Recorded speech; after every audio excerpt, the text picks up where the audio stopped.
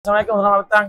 Alhamdulillah, terima kasih Rumah Abang Jamil dan kru kerana menyediakan segala keperluan daripada preparation sebelum kahwin sampai lagi hari majlis. Overall, okey. Dari segi overall, saya recommend.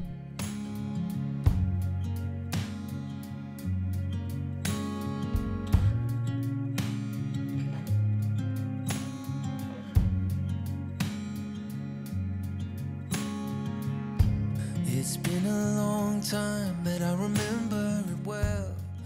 Pandangan peribadi saya, menu adalah keutamaan lah kalau kita buat kenduri. So, Rumah Abang Jamil ni kalau sebut seluruh Malaysia kenal. So, bila seluruh Malaysia kenal ni, kualiti dia jaga dari segi catering, makanan, fotografer, dari segi project management dia, event management, floor management, everything dia jaga. So, bila nama yang besar, of course kualitinya tip-top lah. So, it is what it is lah. Here we remain.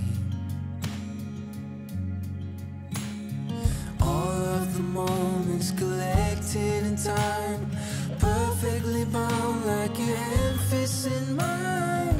Lucky to find what we're both looking for in this. Dari segi flow semuanya terbaik, kita boleh tengok nampak lah. Walaupun cuaca tidak menyelebihi kita pada hari ini, tapi kita dapat juga buat perarakan sebentar tadi. Daripada segi regimen masa, bawa keluar perarakan apa semua okey. So contohnya macam kalau kita tak boleh buat kat luar, kita buat kat dalam lah. Makanan saya boleh puji semuanya kena dengan tekak lah. Dari segi nasi, lauk pauk, lauk berkuah, semua kena. Yang paling sedap saya boleh puji adalah kari daging tu lah.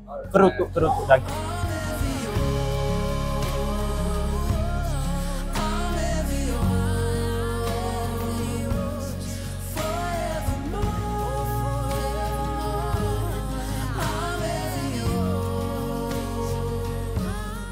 Daripada start first day of booking sampailah event, kita dapat tengok flow dia di-manage oleh Lisa. So flow dia overall cantik, segala follow up yang diberi adalah dibuat dengan teliti lah. Contohnya kalau saya minta remind saya a few days before, dia remind lah. Lisa is the best lah. Ingat Bewang, ingat Rumah Abang Jamil.